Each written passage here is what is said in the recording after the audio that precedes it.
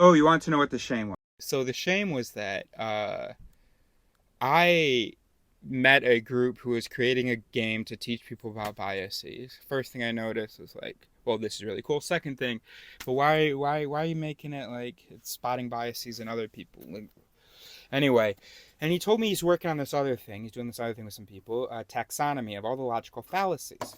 And well, this is while I'm working on voice theory and it theory.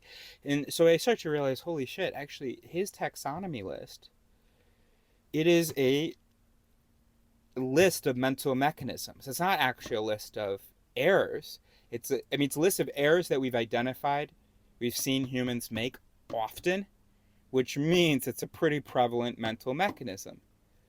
And I remember he would define every bias or error as like you do this in order to trick the person you're talking to. Stop. No.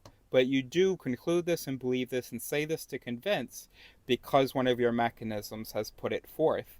And there isn't another one that was able to compete with it.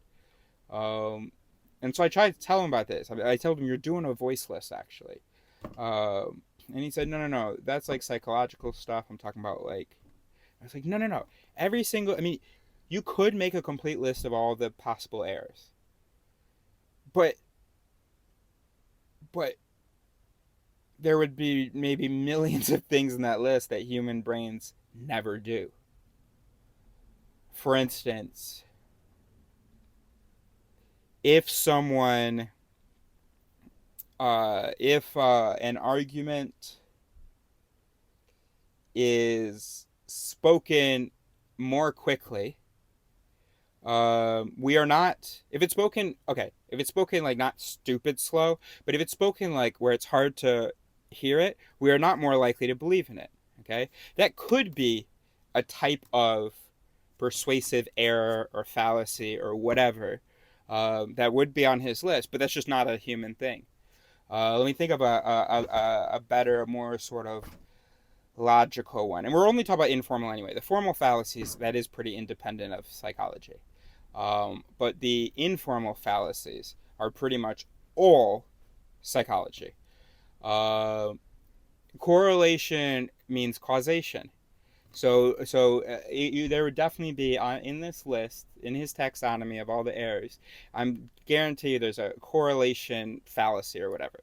And then he would define it as, or his team would define it as, um, someone talks about correlation in order to trick you into believing in causation, hoping you won't notice that actually doesn't mean that. Human brains evolved to associate correlation with causation.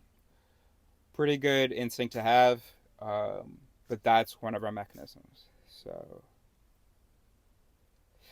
and maybe on his list are things that sort of maybe aren't specific to humans. I don't know. But I just think what the really interesting list. It's crazy. It's 2024 and we don't even know what kind of a list we should make. I do though. The list we should make is all the different if-then rules. What the brain does with all of its inputs.